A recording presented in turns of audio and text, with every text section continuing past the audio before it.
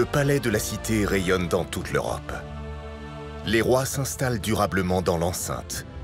La France prospère et s'agrandit. Il faut donc construire de nouveaux espaces toujours plus grands et toujours plus majestueux. C'est Philippe le Bel, le petit-fils de Louis IX, qui va s'y atteler. L'idée de Philippe le Bel, elle est très simple, c'est de concurrencer tous les monarques de son temps, monarque temporel, l'empereur, le roi d'Angleterre évidemment, mais aussi spirituel entre guillemets, par exemple le pape. Philippe le Bel, clairement, va porter le palais à son apogée. Là, c'est sous Philippe le Bel qu'on sait que le palais s'est considérablement étendu, que sa surface a été triplée. Pour cela, il fallait rationaliser les espaces qui étaient parfois assez anciens et construire surtout un palais à la dimension du rayonnement de la monarchie de l'époque. Philippe le Bel imagine une nouvelle façon de gouverner. Il veut un palais qui ressemble à sa nouvelle politique. Philippe le Bel a modernisé l'ensemble du palais pour le mettre en adéquation avec la gestion du royaume, gestion administrative, gestion juridique, gestion économique, gestion des monnaies. Vraiment un lieu qui centralisait à peu près tous les ministères actuels qu'on peut connaître pour la gestion de la France en fait. Il agrandit considérablement le palais. Il en fait vraiment un lieu de prestige, bien plus qu'avant. Louis a ajouté la Sainte-Chapelle et ensuite son petit-fils va compléter l'autre partie du projet.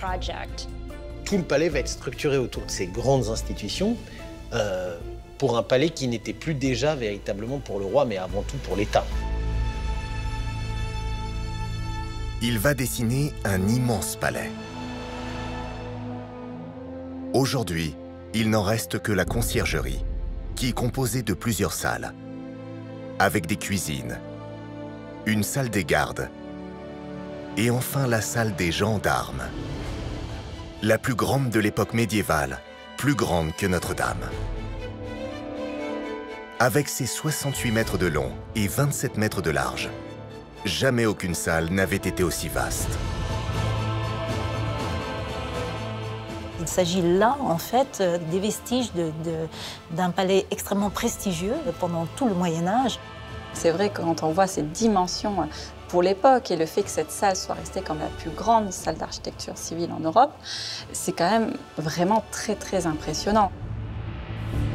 Mais sa construction va se révéler complexe et semée d'embûches. C'est l'architecte Enguerrand de Marigny qui va travailler sur ce nouveau palais pour tripler sa surface. Mais très vite, il va être confronté à un problème majeur, les rives de la Seine. Pour agrandir le palais et bâtir la conciergerie, les bâtisseurs n'ont d'autre choix que de se rapprocher du fleuve. Il y avait des problèmes d'humidité assez importants du fait de la proximité au nord donc de la Seine. On était vraiment au maximum de là où on pouvait aller pour la rive nord de l'île. On est beaucoup plus près de la Seine, donc les terrains sont beaucoup plus marécageux. Ça devait d'autant plus affleurer que les rives n'étaient pas comme aujourd'hui, c'était des rives en pente douce.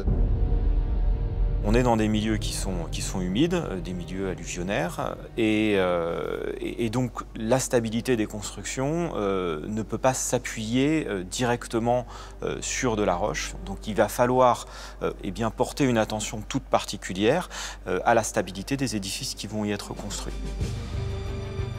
Il va falloir imaginer des fondations solides et efficaces. Une des hypothèses pour y parvenir serait que les bâtisseurs aient utilisé une technique employée à l'époque romaine.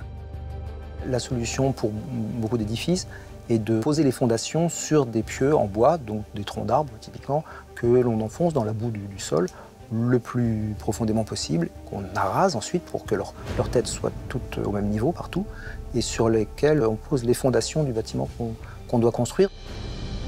C'est par le poids d'une énorme pierre soulevée grâce à un système de poulies que les pieux de bois sont enfoncés au fur et à mesure. C'est un travail difficile et qui ne laisse pas de place à l'erreur. Ça nécessite une implantation oui, très précise. C'est un groupe de pieux chaque fois, donc on est obligé d'enfoncer 4-6 pieux au droit d'une colonne, il en faut plusieurs. Les fondations de la conciergerie ont aussi pu s'appuyer sur d'anciennes constructions de l'île. Car l'île de la Cité a toujours été un lieu d'occupation, du néolithique à l'époque romaine, puis antique jusqu'au Moyen-Âge. Durant des milliers d'années, l'homme a construit des palais et des édifices toujours plus grands. Peut-être que cette histoire de récupération des éléments construits antérieurs joue un rôle dans les fondations. C'est déjà de la pierre en place, donc c'est déjà ça de fait en fait, et ça permet de solidifier des murs. En plus des pieux de bois pour asseoir les fondations, les bâtisseurs suivent donc une partie des murs existants, en englobant d'anciens remparts et bâtiments pour s'assurer de la stabilité de l'édifice. Mais une autre contrainte vient s'ajouter dans la construction de la conciergerie. Le risque d'inondation. L'île de la Cité a sans doute connu plusieurs dizaines d'inondations pour tout l'Ancien Régime. On connaît assez bien les dates, et puis on connaît encore mieux les dates des inondations catastrophiques. On est sur une île qui a été très souvent évidemment envahie par l'eau parce que la Seine varie de régime comme tous les fleuves. Il y avait à peu près 2 à 3 grandes crues par siècle qui causaient des ravages absolument monstrueux, emportant les ponts, submergeant les maisons. Le palais a été submergé quelques fois aussi dans son histoire. L'idée d'un palais à 2 niveaux s'impose donc pour se prémunir de l'eau et protéger l'étage supérieur. C'est un moyen de se prémunir contre les éventuelles crues afin d'éviter un certain nombre de dégradations qu'on aurait pu avoir dans des parties plus nobles peut-être et plus hautes. En plus de protéger des crues, un palais à 2 niveaux correspond à l'idée architecturale de l'époque et s'aligne avec la conception de la Sainte-Chapelle. Ce système de salle basse et de salle haute reflète une idée très simple et très fonctionnelle, c'est de donner une hiérarchie aux espaces. Les espaces dans lesquels nous sommes aujourd'hui, aussi majestueux qu'ils paraissent, sont des espaces de service.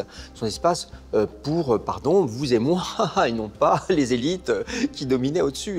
Que ce soit le roi, les seigneurs qui recevaient, ou ensuite le Parlement qui va s'installer dans tous ces espaces. Une fois de plus, l'architecte va se servir des salles basses comme fondation pour soutenir les salles d'apparat.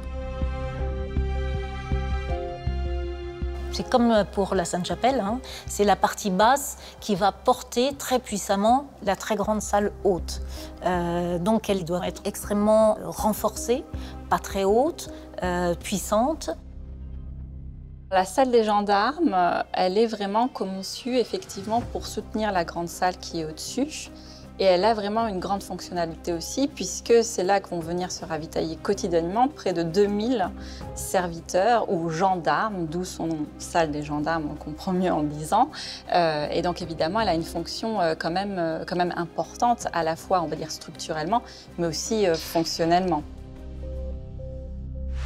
Pour allier vaste espace et puissance structurelle, l'architecte va utiliser une technique déjà mise en place dans la Sainte-Chapelle, la croisée d'ogives.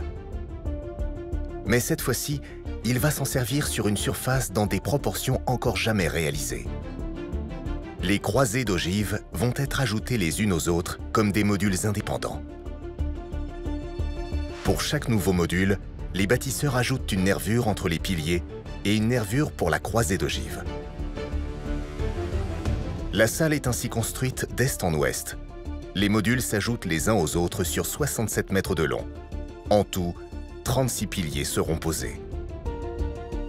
Grâce à ces croisées d'ogives appliquées sous forme de petits modules de construction, on a cette double fonction, à la fois d'ouvrir un vaste espace, mais aussi d'aller reprendre les forces et le poids de la structure supérieure et d'offrir une stabilité importante, surtout dans un milieu humide tel que les fondations sur l'île de la Cité peuvent l'être.